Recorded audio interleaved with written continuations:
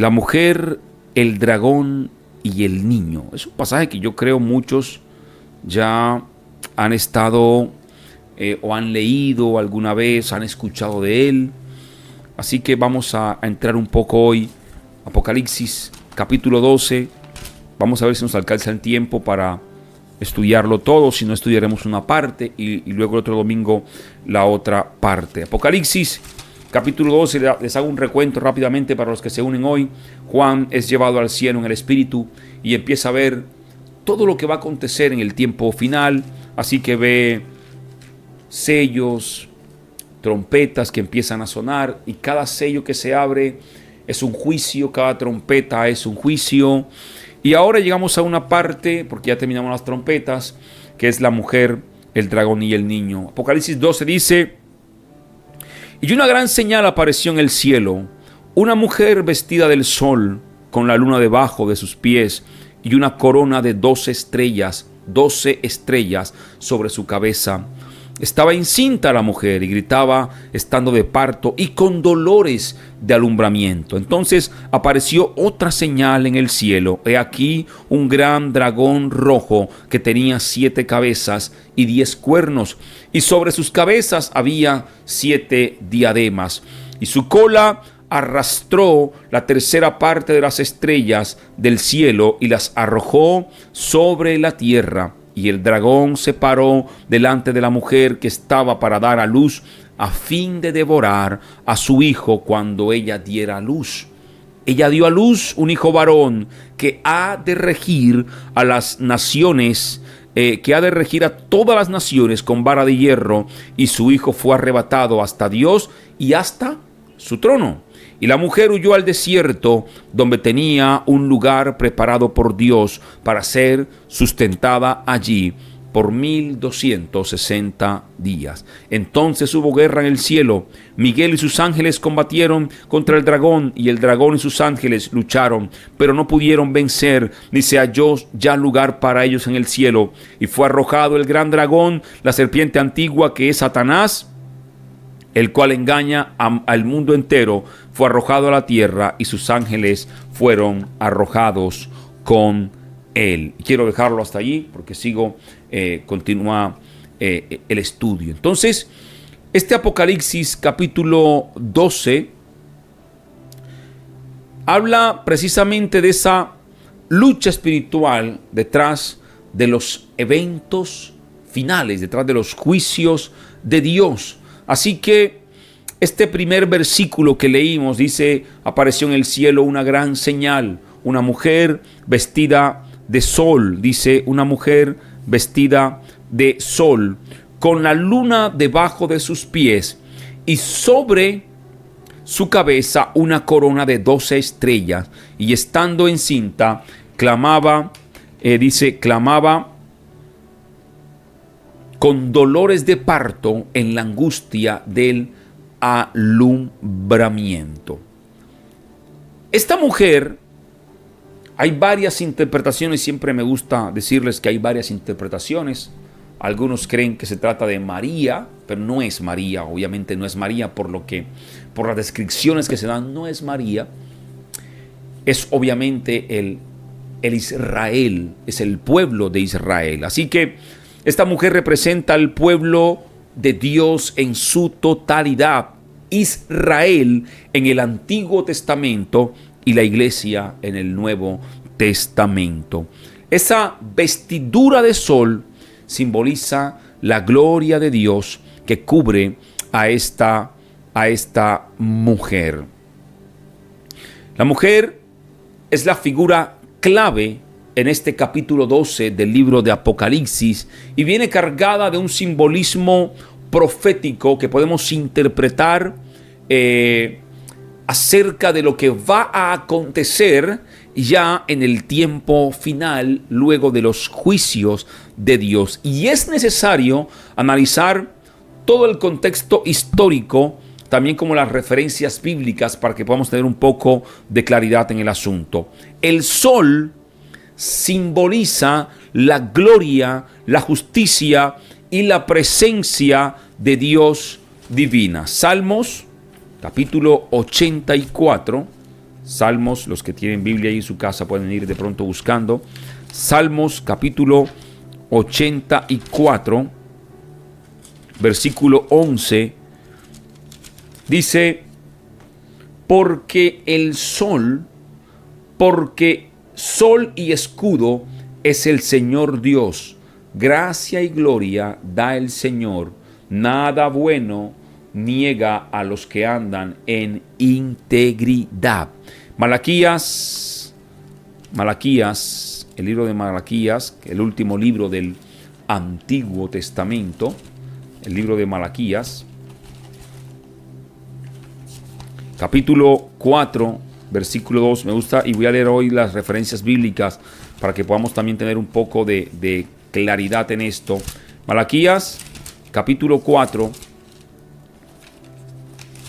discúlpenme aquí de pronto, versículo 2 dice: mas para vosotros que teméis mi nombre se levantará, para vosotros que teméis mi nombre se levantará el sol de justicia con la salud en sus alas, y saldréis como terneros del establo. Así que cuando habla de sol, habla de la gloria de Dios. Así que la mujer está revestida de la luz de Dios, mostrando una posición privilegiada como el instrumento que Dios usa, a través del cual Él lleva a cabo su propósito en la historia. En ese sentido, la mujer está iluminada por la justicia de Dios, representando al pueblo de Dios como portador de su verdad. Y luego el versículo sigue hablando acerca de la luna debajo de sus pies, y la luna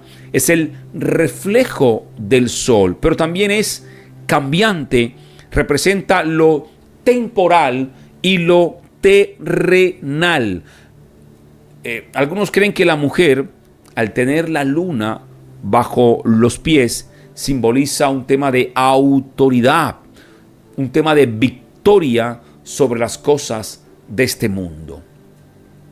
Esto puede referirse al pueblo de Dios, que aunque vive en este mundo, tiene el poder y la autoridad de Dios, y también tiene la victoria de Dios. Y aquí entramos ahora al tema de las corona con 12 estrellas. Esas 12 estrellas obviamente son la clara alusión a las 12 tribus de Israel, y en un contexto más amplio también se puede hacer referencia a las 12 tribus, a los 12 apóstoles, así uniendo el Antiguo Testamento, las 12 tribus, y el Nuevo Testamento con los 12 apóstoles. Habla de esas 12 estrellas, el antiguo pacto y el pacto nuevo o el pacto renovado. Esto identifica a la mujer como una representación colectiva del pueblo de Dios. Primero Israel como nación que Dios dio, como la nación que dio precisamente al nacimiento del Mesías, y luego a la iglesia que es la continuación del propósito de Dios en esta tierra. Tenemos que entender un poco, este pasaje es de mucho simbolismo, este pasaje es de muchos, por así decirlo, códigos espirituales. No son así textos literales fáciles de interpretar, sino que hay mucho sentido figurado y mucha interpretación. Apocalipsis es de mucha interpretación, y para interpretarlo hay que estar guiados por el Espíritu y saber también que, así como yo tengo una postura, hay otros que tienen otras posturas diferentes, y es respetable. Lo importante es traer luz sobre los acontecimientos finales, sobre lo que va a ocurrir, sobre lo que está por suceder, y que tenemos que prepararnos y entender las cosas que han de venir. Hay en esta mujer algo que está ocurriendo, y dice que esta mujer estaba encinta y gritaba estando de parto y con dolores de parto. En el tiempo antiguo, María estuvo de parto y dio a luz al Mesías. En el tiempo antiguo nació Jesús para traer salvación al mundo. Pero en este sentido que está acá hablando, usted recuerda que cuando Cristo habló acerca del tiempo final, dijo, serán dolores de parto, serán tiempos de principio de dolores, dolores de parto. Cuando hace referencia aquí que la mujer estaba encinta y gritaba estando de parto y con dolores de parto de alumbramiento, habla precisamente que ese alumbramiento, cuando llegue al mundo, el alumbramiento que está hablando aquí, habla ya de la venida en potestad, en gloria de Jesús. Aquí ya está dando indicios de que muy pronto vendrá el Señor. Y si leemos más adelante, la mujer dice que dará luz a un hombre, varón, que ha de regir a las naciones. Eso habla ya aquí de la segunda venida. Ya Jesús nació, y nació como un hombre en esta tierra, como nace un niño, con dolores de parto. La mujer sufre, llora, tiene dolores. Y el tiempo final, Jesús lo describió que sería también como los dolores de parto de la mujer.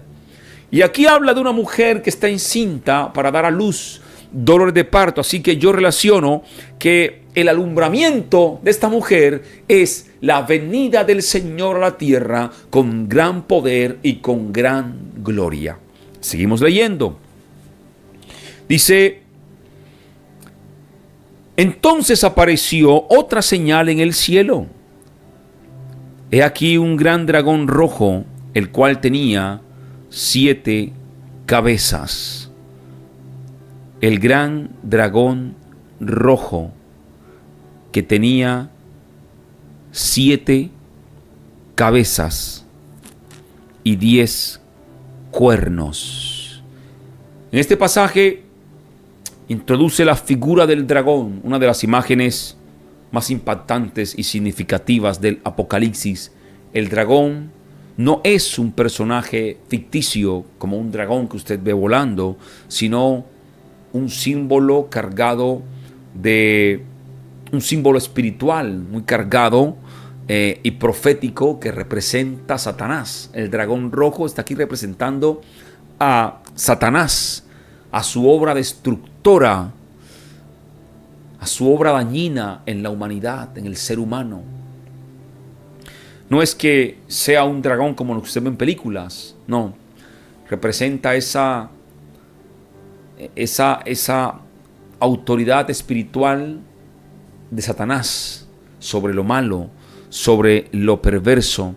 Así que el dragón es identificado en este versículo 3 explícitamente como la serpiente antigua. También sigue diciendo el pasaje que es la serpiente antigua, que se llama Diablo y Satanás, en el versículo 9 que lo conecta más adelante. Y su descripción como apareció el gran dragón, señala su poder y su capacidad de poder influir en el mundo. Obviamente, el mundo hoy está bajo una influencia demoníaca. El mundo hoy está arropado por tinieblas. Vemos todo lo que ocurre, que no son obras del Espíritu de Dios, sino que son obras demoníacas. Un padre que mata a su hijo, una mujer que por celos envenena a su esposo y a sus hijos, no son obras de Dios, son obras demoníacas. Hace poco que en Colombia asesinaron a una pareja de esposos con un bebé de 9 meses. Eso es obra demoníaca. Una persona que le quita la vida a otra con arma de fuego. Personas que están influenciadas en un desorden sexual terrible en esta tierra. Estamos como en el tiempo de Sodoma y Gomorra, donde había un desorden sexual, una depravación sexual terrible en esta época. Entonces, ¿qué pasa? El mundo está bajo una influencia demoníaca. Así que ese gran dragón lo que hace, o lo que representa ese gran dragón, es esa gran influencia demoníaca sobre el mundo. Y dice que tenía cabezas, cuernos y diademas. 7 cabezas representan la plenitud o totalidad del poder del dragón en los asuntos terrenales. También puede simbolizar los 7 imperios antiguos que han perseguido al pueblo de Dios, que siguen vigentes, ¿no? Pero que han cambiado de nombre. Por ejemplo, estaba Egipto, estaba Siria, estaba Babilonia, estaba Persia, Grecia y estaba Roma y un futuro imperio. Entonces, estos pueblos, el imperio babilónico, el persa, el greco-romano, el romano, fueron pueblos que persiguieron a la iglesia, dieron muerte a la iglesia y se levantaron contra Dios. Más adelante veremos en otro capítulo acerca de la caída de la gran ramera Babilonia la Grande. Los 10 cuernos es símbolo de fuerza y de autoridad. Y esto también habla, esos 10 cuernos, que lo veremos más adelante, acerca de 10 reinos o 10 líderes que estarán bajo el control de Satanás, que se describen también en Apocalipsis 13. En el otro capítulo estaremos hablando acerca de esto. 7 diademas que señalan el falso demonio que Satanás ejerce sobre el mundo. Pretende usurpar la autoridad de Dios. Satanás siempre actúa tratando de usurpar la autoridad de Dios. Por eso el falso profeta, el anticristo que hará señales, milagros, prodigios. Si fuere posible de engañar a muchos, le engañaría. ¿Por qué? Porque su estrategia es siempre la de tratar de usurpar a Dios. De hecho, fue expulsado del reino de los cielos por pretender también usurpar el trono de Dios. Entonces fue expulsado del reino de los cielos. Esa siempre ha sido su obsesión, tratar de usurpar lo de Dios. Por eso su plan ahora es destruir lo de Dios, destruir todo lo que Dios ha creado. Entonces la palabra dice que su plan es matar, hurtar y destruir. El plan de él es usurpar lo de Dios. Entonces, ese símbolo de las diademas lo que muestra es ese poder engañoso que tiene. Jesucristo advirtió cuando habló del tiempo final que se levantarían falsos cristos, falsos profetas, y que engañarían a muchos, que si fuera posible de engañar a los escogidos, los engañaría. Habla de un poder de engaño terrible, que hará descender fuego del cielo. Habla de milagros falsos. O sea, habla de una cantidad de cosas que vendrán en el tiempo final, porque el plan del enemigo siempre es usurpar. Por eso tú y yo tenemos que tener el discernimiento de espíritu. Tú y yo tenemos que tener el Espíritu Santo que nos dé discernimiento y que podamos entender qué proviene del Espíritu y qué no proviene del Espíritu. Es importante entenderlo. Entonces, el versículo sigue diciendo que este dragón con su cola arrastró la tercera parte de las estrellas del cielo y las arrojó sobre la tierra. Cuando hablamos de las estrellas de los cielos, es un símbolo de los ángeles que cayeron con Satanás cuando se rebeló contra Dios. Isaías 14 habla un poco de eso. Yo creo que la vez pasada también lo leímos, si mal no estoy. Isaías capítulo 14 lo describe perfectamente. Dice Isaías capítulo 14, versículo 12, dice: como has caído del cielo, oh lucero de la mañana, hijo de la aurora, has sido derribado por tierra. Tú que debilitaste las naciones, pero tú dijiste en tu corazón: subiré al cielo, por encima de las estrellas de Dios, levantaré mi trono y me sentaré en el monte de la asamblea, en el extremo del norte. Y sigue diciendo: subiré sobre las alturas de las nubes y me haré semejante al Altísimo. Sin embargo, ha sido derribado al Seol, a lo más remoto del abismo. Su obsesión siempre es usurpar el trono de Dios, usurpar el ser igual a Dios. Entonces, las estrellas aquí representan a estos seres celestiales que eligieron seguir a Satanás en su rebelión, convirtiéndose en los demonios que ahora operan bajo su autoridad. Y cuando habla de que con su cola los arrastró a la tercera parte de las estrellas y los arrojó sobre la tierra, la caída de estas estrellas representa cómo Satanás y sus seguidores fueron expulsados del cielo, pero ahora vienen a operar a ámbitos terrenales. Y esto habla, sin duda alguna, hermanos, de una operación maligna que va a estar aquí operando en el tiempo final, como está ocurriendo ahora, quizá mucho peor, o sí, mucho peor que lo que ahora estamos viendo. Estará en total tiniebla este mundo operado por fuerzas de maldad.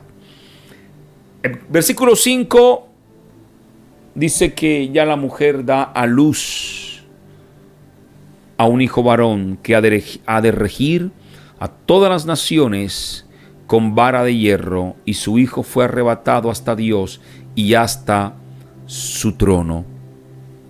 Hasta su trono. Dice que el dragón se para delante de la mujer que estaba para dar a luz. O sea, el dragón llegó para hacerle frente a la mujer y se paró frente a ella, esperando que el niño naciera para devorarlo. Y esto indica mucho la postura siempre de Satanás de destruir el propósito de Dios, de destruir el plan de Dios. Históricamente se ve en los constantes intentos de Satanás por destruir la familia o por destruir el plan de Dios. En la línea mesiánica, desde Faraón en Egipto, pasando por Amán en Persia, hasta la matanza de los niños en Belén por Herodes. Y el objetivo de este dragón aquí era devorar al hijo tan pronto como naciese. El dragón sabía que el nacimiento del Mesías significaría su derrota final. Pasó con Jesús. Cuando Jesús nació, hubo una matanza que ordenó Herodes, ¿se recuerda? Y luego Jesús muere en la cruz, pero ya se cumple el plan redentor. En el tiempo final, Satanás tratará al máximo de destruir ahora a los hijos de Dios. Tratará ahora de destruir tu vida, mi vida, a los que seguimos a Jesús. Tratará de destruirnos, de desviarnos, de dañarnos. Y eso lo leeremos más adelante.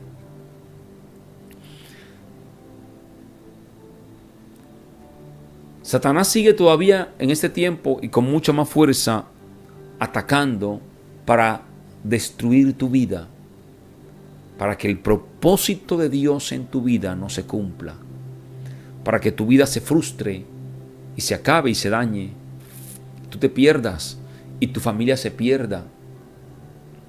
Y así él destruyendo tu vida y tu familia, el propósito por el cual Jesús murió en la cruz no se cumpla en tu vida. Jesús murió en la cruz para que tú y yo fuéramos salvos por medio de su sangre.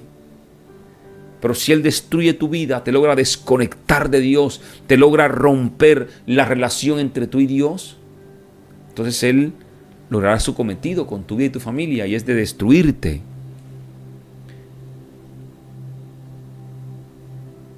Estamos en un mundo envuelto en tinieblas, y tú y yo tenemos que levantarnos como hijos de Dios. La lucha espiritual, hermanos, es real. La lucha espiritual, quiero que lo entienda, es real. El mismo Jesucristo tuvo lucha espiritual. Nos habló siempre de lucha espiritual. Y cuando el Mesías vino a esta tierra a nacer, hubo una lucha espiritual. Hubo oposición demoníaca terrible, al punto que se desató una matanza de niños. Hubo oposición, obstáculos. La lucha espiritual es real, es una lucha verdadera.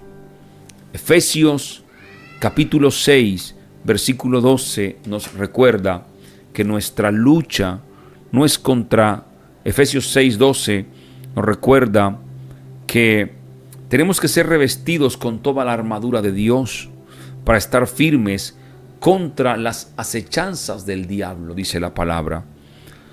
Y dice, porque nuestra lucha no es contra sangre y carne, sino contra principados, contra potestades, contra los poderes de este mundo de tinieblas y contra las huestes espirituales de maldad en regiones celestes. Son cuatro categorías, por así decirlo, o 4 rangos demoníacos con los cuales usted y yo tenemos que levantarnos llenos del poder de Dios. Así que ocurre algo en esto.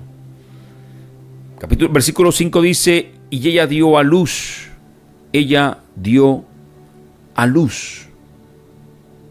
un hijo varón, que ha de regir a todas las naciones con vara de hierro, y su hijo fue arrebatado hasta Dios y hasta su trono. Y aquí quiero añadir algo yo, muy personal, quiero aclararles, es una interpretación personal mía. Antes leímos el tema de dolores de parto, y aquí vemos que da a luz el hijo, pero su hijo se ha arrebatado hasta Dios. Y esto puede significar para nosotros, es un concepto personal, yo lo aclaro. Ayer, mientras estaba preparando esto, sentí que pudiera ser así, no es que sea así. Pero esto puede significar muy profundamente la venida del Señor y el arrebatamiento de la iglesia. Cuando da luz, el Mesías viene, el alumbramiento de la venida del Señor y el arrebatamiento de la iglesia. Pablo describe en 1 de Tesalonicenses capítulo 4, dice, porque el Señor mismo con voz de mando, con voz de arcángel y con voz de trompeta descenderá del cielo. Y los muertos en Cristo resucitarán primero, y luego nosotros, los que vivimos, los que hayamos quedado, seremos arrebatados juntamente con ellos para recibir al Señor en el aire. Y quizá este pasaje aquí pueda simbolizar la venida del Señor y el arrebatamiento de la iglesia. La venida del Señor y el arrebatamiento de la iglesia. Y dice que dio a luz al hijo varón, que ha de regir a todas las naciones con vara de hierro. Y eso lo veremos en unos capítulos más adelante, que el Señor viene con gran poder y con gran autoridad. Viene el Señor con gran poder y con gran autoridad. Y este título conecta directamente al niño que acaba de nacer con el Mesías que fue profetizado en el Antiguo Testamento. En el Salmos 2:7 dice: yo publicaré el decreto, Jehová me ha dicho, mi hijo eres tú, yo te engendré hoy, los quebrantarás con vara de hierro, como vasija de alfarero, los desmenuzarás. La vara de hierro simboliza el gobierno absoluto y justo de Cristo, quien reinará sobre todas las naciones de la tierra. Cuando estemos por allá en el capítulo 19 de Apocalipsis, ustedes van a recordar este pasaje que hablamos, porque viene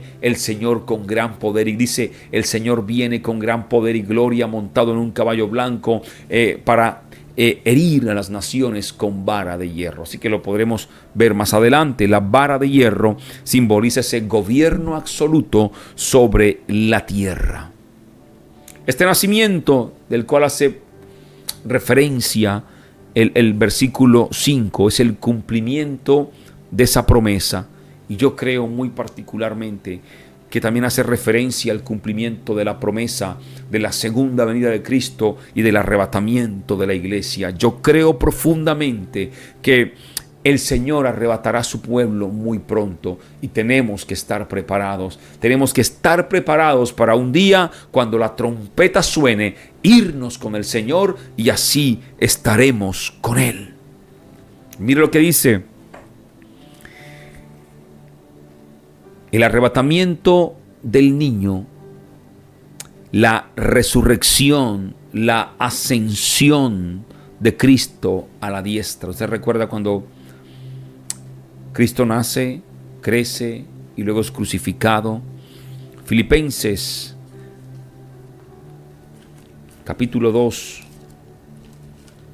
Rápidamente, Filipenses capítulo 2 habla acerca también de esto. Y dice el versículo 9: por lo cual Dios también le exaltó hasta lo sumo, y le confirió el nombre que es sobre todo nombre, para que en el nombre de Jesús se doble toda rodilla de los que están en el cielo y en la tierra y debajo de la tierra, y toda lengua confiese que Jesucristo es el Señor, para la gloria del Padre. Así que el que Cristo fuera arrebatado para Dios y su trono habla de toda la autoridad que el Padre eterno le dio a Jesús. En Apocalipsis ya lo vimos, antes de los sellos, cuando nadie era digno de abrir los sellos, y entonces se para uno, dice Juan, se para uno como cordero, como león, que toma el libro, toma el rollo, y dice que sus ancianos tiraron sus coronas, y que el Padre eterno que está sentado en el trono le dio toda la autoridad para que toda rodilla de los que están en el cielo, en la tierra y debajo de la tierra se postren delante de ese hombre, delante de ese nombre que es sobre todo nombre. Gloria a Dios por eso. Gloria a Dios por eso. Pero aquí viene algo poderoso y fuerte a la vez. Y dice que la mujer, luego de que el hijo de la mujer fue arrebatado, la mujer, dice, huyó al desierto, donde se tenía un lugar preparado por Dios para ser sustentada allí por 1260 días. La mujer huyó al desierto. El desierto en la Biblia simboliza un lugar de refugio, un lugar de prueba, pero también un lugar de comunión con Dios. ¿Se recuerda cuando el pueblo de Israel tuvo que atravesar el desierto?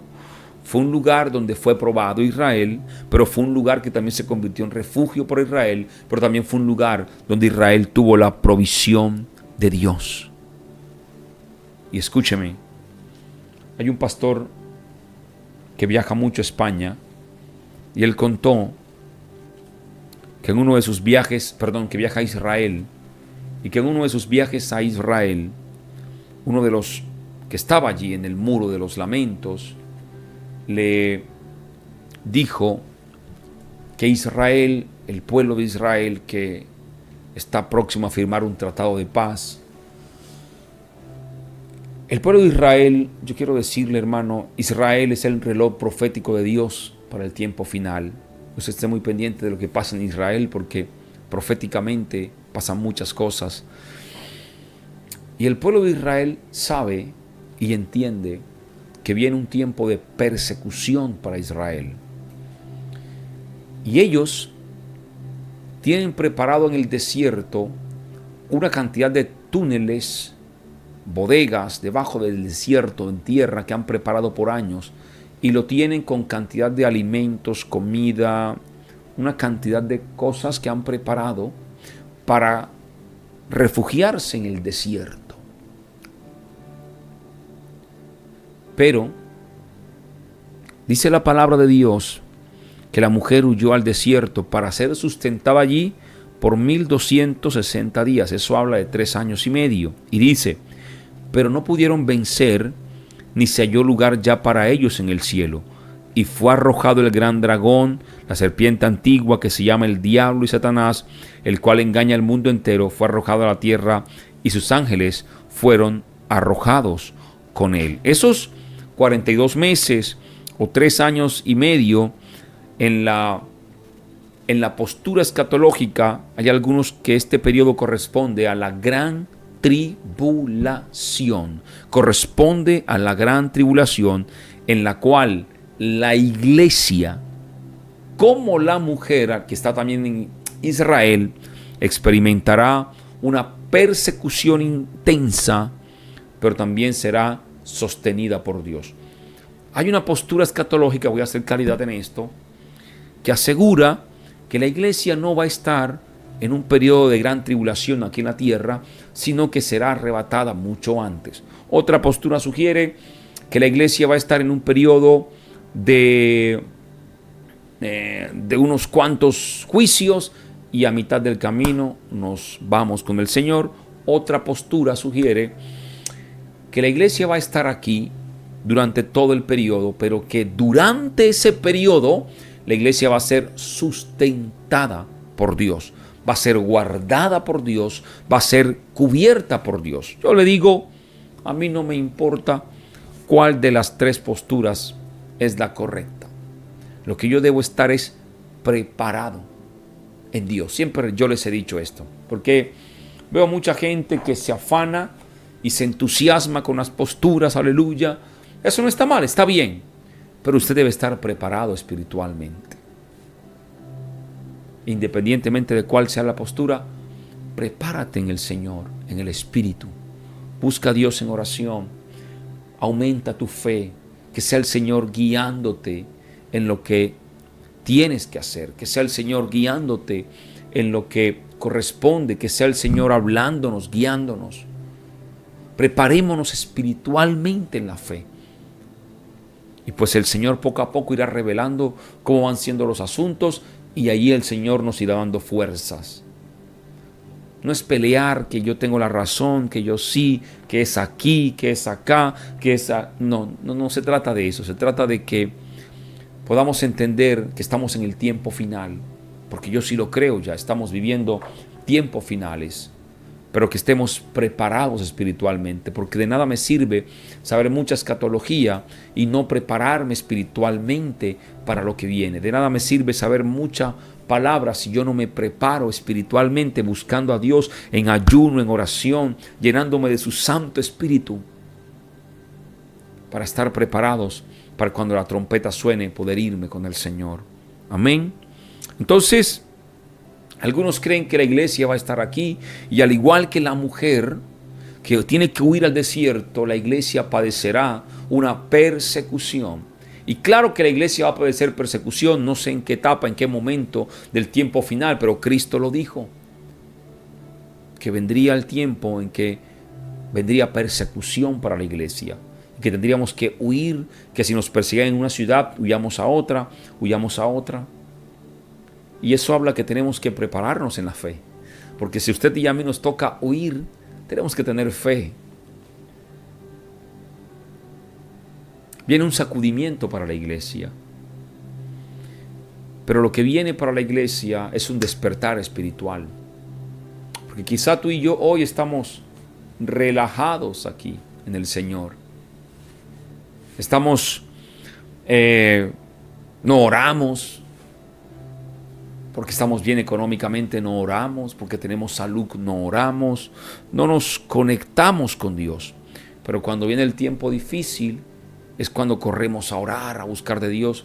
Y yo creo que la iglesia va a pasar por un momento de prueba duro, difícil, para que esa prueba lime nuestra fe, nos haga reactivarnos en la fe. Recuerde que Pedro compara la fe como el oro, y el oro, para probar que es bueno, que es oro puro, es sometido al fuego.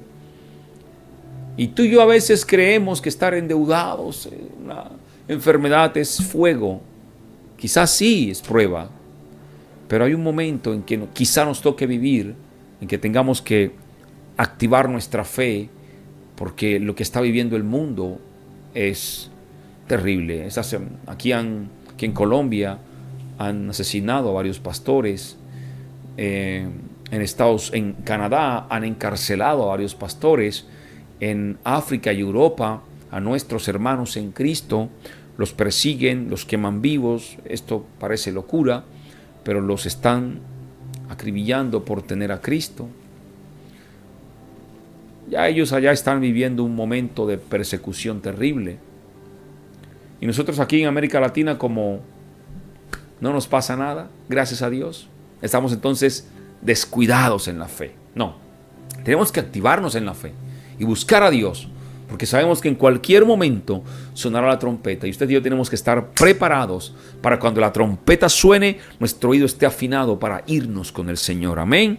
Así que preparémonos para cuando la trompeta suene, poder irnos con el Señor. Y aquí habla que esta mujer fue al desierto, allá tenía un refugio preparado, allá tenía un lugar donde iba a ser guardada por Dios. Así que este pasaje nos recuerda que la persecución no es algo inesperado para nosotros. Estamos más que advertidos, y también hace parte de la guerra espiritual que tenemos que librar. Y tú y yo como iglesia debemos estar preparados para enfrentar la guerra espiritual, pero también enfrentar la persecución si es que nos llega a tocar. Tenemos que estar preparados en Dios. Y luego habla de la batalla que se libra, habla de la batalla que se libra en los cielos. Dice, entonces hubo una gran guerra en los cielos. Habla de una gran guerra en el cielo. Miguel y sus ángeles combatieron contra el dragón, y el dragón y sus ángeles lucharon, pero no pudieron vencer, ni se halló lugar ya para ellos en el cielo. Habla de esa guerra espiritual de los ángeles. Miguel dice, y sus ángeles, Miguel, que es un comandante del reino celestial de Dios, sus ángeles, que es su ejército, estaban combatiendo allí. ¿Contra qué? Contra huestes celestiales de maldad. Y esta guerra contra las fuerzas del mal. Usted recuerda, hay un pasaje, si mal no estoy, en Daniel. Vamos a ver si es Daniel 10, creo que es Daniel 10. Cuando enviaron un mensaje con un ángel y se estaba demorando el asunto y el ángel no llegaba, y era porque estaba peleando contra las huestes espirituales de maldad que operan en las regiones celestes. Y usted y yo tenemos que entender que el reino espiritual, así como tenemos al Espíritu Santo, ángeles que siempre están con nosotros, también el enemigo opera, demonios operan para traer maldad, para destruirnos, para dañarnos en este tiempo. Permítame aquí, busco aquí, es que se me pasa. Ya, un momento por acá. O los que tienen ahí espera, es que se me escapa por aquí.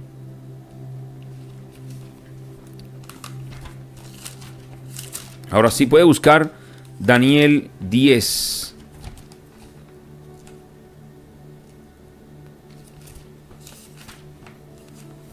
Daniel capítulo 10. Ahora sí. Versículo 13. Dice, como está escrito en la ley de Moisés, toda esta calamidad. ¿Si estoy leyendo en el 10? No, estoy leyendo en el 9. Ya. 10:13, ahora sí. Mas el príncipe del reino de Persia se opuso por 21 días, pero he aquí Miguel, uno de los primeros príncipes, vino en mi ayuda, ya que yo había sido dejado allí con los reyes de Persia. Eso habla de una lucha espiritual terrible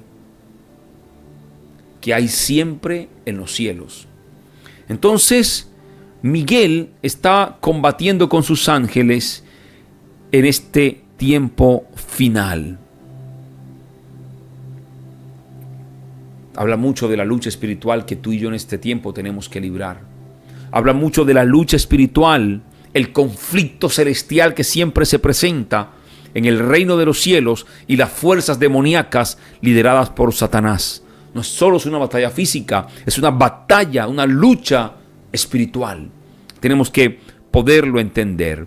Pero algo muy poderoso aquí es que no pudieron vencer, o sea, no prevalecieron. Satanás, aunque poderoso, no es rival para Dios. Satanás puede querer imitar a Dios, pero nunca podrá con Dios. Así que su derrota en este pasaje que leímos demuestra el poder absoluto de Dios sobre toda hueste de maldad. Es por eso que tú y yo este año tenemos que levantarnos a orar por la familia, porque la victoria en Dios está asegurada. Hermano, los que estamos en Dios, los que tenemos a Dios, tenemos victoria asegurada. Ninguna hueste de maldad podrá hacernos frente. Por eso el Señor dice, resistan al enemigo y él huirá de nosotros. La victoria está asegurada. Josafat salió triunfante en la guerra cuando se postró y adoró a Dios. Cuando entendemos que Dios está con nosotros, la victoria está asegurada. Y tenemos en ese tiempo final que levantarnos también para poder orar, para poder clamar. Y quiero dejarlo hasta aquí porque ya el tiempo se nos fue, el tiempo va corriendo rápidamente. El próximo domingo continuamos con los otros versículos. Es un estudio que hay que analizar mucho porque tiene mucha simbología y es un estudio bastante profundo. No podemos entrar aquí como que a leer locamente no. Y a veces hay gente que dice, está como pesado y el tema, ¿no? Pero es Apocalipsis y es un tema de mucho análisis y que tenemos que ser guiados por Dios para poderlo entender y poderlo comprender y que yo también se los pueda de pronto transmitir de la forma correcta, no de forma así. Así que el próximo domingo continuaremos con este estudio de la mujer y el dragón y entraremos en detalles un poco acerca de las cosas que vienen, pero entienda que es una lucha espiritual. Usted y yo no estamos exentos de la lucha espiritual. Nos toca. A veces ignoramos esto. Y por eso mucha gente no tiene la victoria de Dios. Hay gente que está atada y no sabe que está atada. Hay gente que en su familia están operando fuerzas demoníacas y no sabe que en su familia están operando esas fuerzas. Y todo va mal, y contiendas, y peleas, y trato de orar, pero no me da una pereza, no quiero orar, pongo el despertador para madrugar, no oro. Hay unas fuerzas espirituales que están operando. Y muchas veces la iglesia lo ignora o lo quiere pasar por alto, pero el enemigo no lo pasa por alto. El enemigo no lo pasa por alto. Está operando allí. Y hasta que tú y yo no entendamos que así como en la carne yo soy físico, así como tengo dedos, manos, cabeza, así como este micrófono es físico, hay un plano espiritual que no se ve pero está.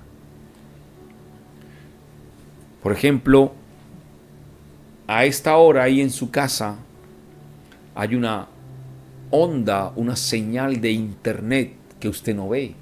Usted no la ve.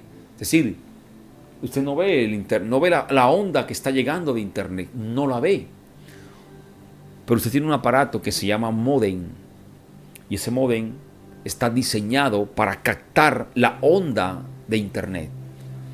Usted tiene un televisor en su casa y hay una señal abierta de televisión que llega porque él está diseñado para recibir la onda. Usted no ve la onda, no la percibe, pero la onda está. Y el televisor la recibe. La onda está. En el espíritu, tú y yo, cuando somos receptivos a Dios, no vemos el Espíritu de Dios, pero lo sentimos, lo recibimos, porque estamos receptivos a Dios. Así también opera el enemigo. Tú no lo ves, pero está allí, está operando. Y el resultado de eso es destrucción, es muerte. Tú no ves la onda de radio, tú no ves la onda de internet, la frecuencia, tú no la ves.